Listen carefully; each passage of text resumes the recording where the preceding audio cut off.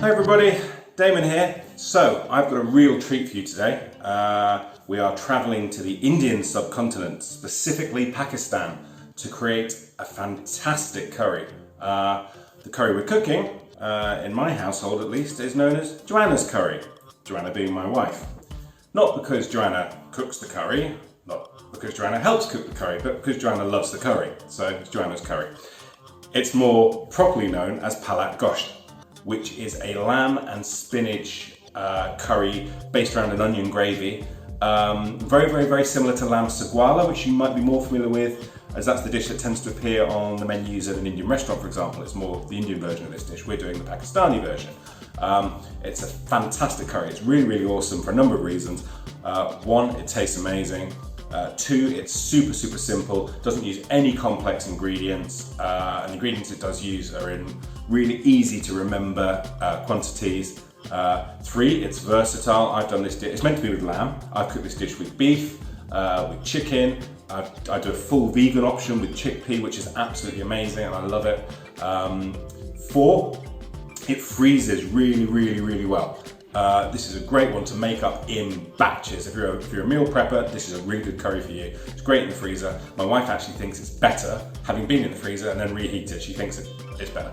I can't say I necessarily disagree with her either. And five, for a curry, it's fairly healthy. This one doesn't use loads of ghee or cream or yogurt or anything that you might expect with like a masala or anything like that. This is actually really, you'll see, it's really healthy, really simple. So let's crack on with it.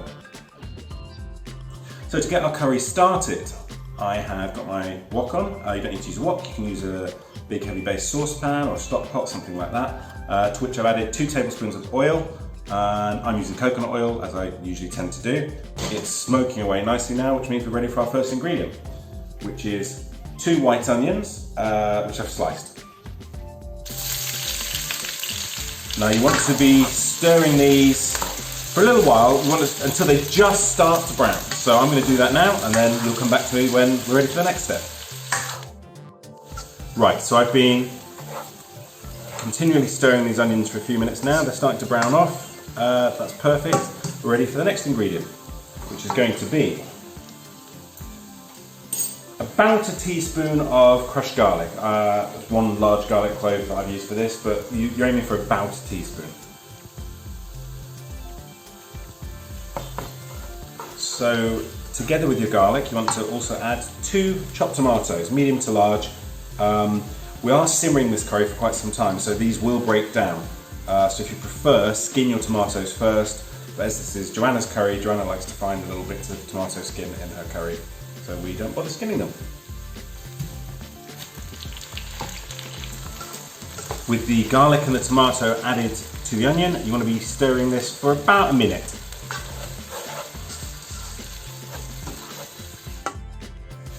So that's been about a minute now. Our onions have continued to soften, our tomatoes have started to soften, I can smell that garlic. It's time to add some spice.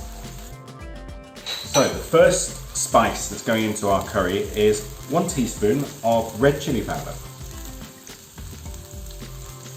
together with 1 teaspoon of turmeric and 1 teaspoon of cumin seeds.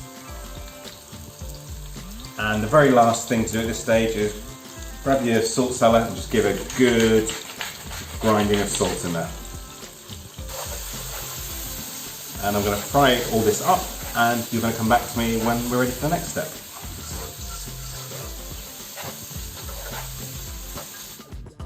So I've been stirring this around for about 2 to 3 minutes. Everything is getting nice and soft. It's all starting to break down. This is what you want. Now the important bit, our meat. So here I have 500 grams of diced lamb. As mentioned earlier, this dish works really well with beef, with chicken, or even with chickpeas.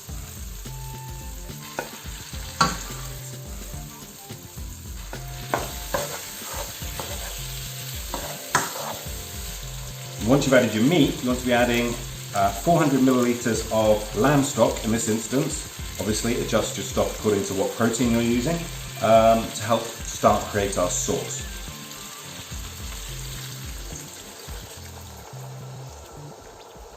So, having added the stock, we want to be reducing this down to a moderately low heat, sticking a lid on it, and then simmering for the next half an hour, during which time you can start to prepare whatever side dishes you might have planned for the evening to go with your meal. For us, we're going to be cooking my lemon rice. I'm going to be filming that for you too, and if you would like to do it, and I suggest you do because it goes really well with this dish, then the instructional video will appear as a link in the description below. See you in half an hour, I guess.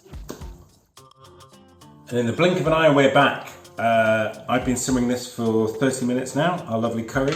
As you can see, our onion and tomato gravy is starting to form. Our lamb is probably mostly cooked now, to be honest.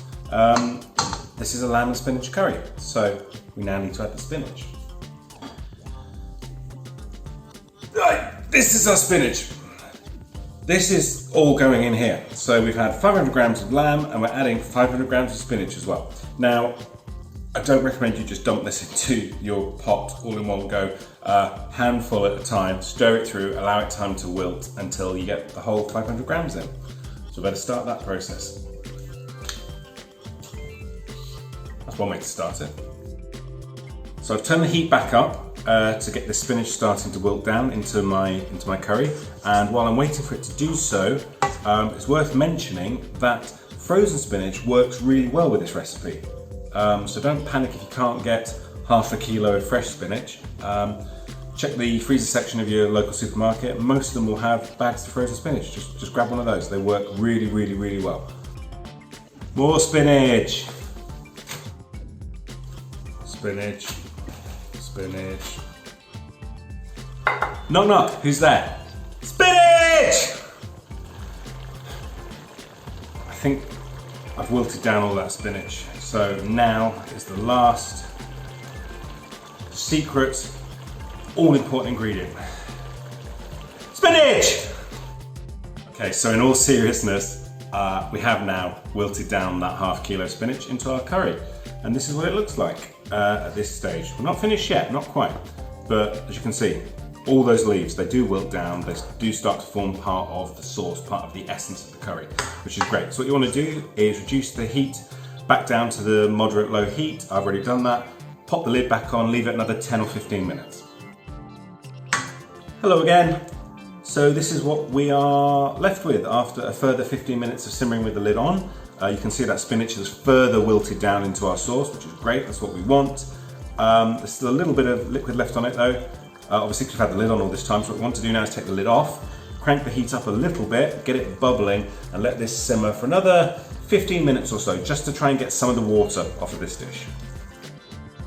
All right, so I reckon we are pretty much done. So that's been a simmer for about 50 minutes or so with the lid off, and it's really, really reduced down. You can see how thick that sauce is now, how much the spinach is integrated into it. It's actually hard to believe that this is 2 onions, 2 tomatoes, half a kilo spinach, half a kilo of lamb, all the other spices. It just reduces down to this thick, gorgeous, delicious curry. My lemon rice is finished, so I'm gonna dish this up now. And we are done. Joannah's curry, also known as Palak Gosht. To garnish, optional if you like, some nice crunchy green chilies and some shavings of ginger. I'll be going for that. Joannah won't. And that's it. Thank you for watching this video. I hope you found it entertaining. I hope you enjoy cooking this curry. It is absolutely fantastic, so you definitely should. And yes, if I could please ask you just to hit the subscribe button to be notified whenever I produce more of these videos, which I hope to do in the future. Thanks very much. See you soon. Bye.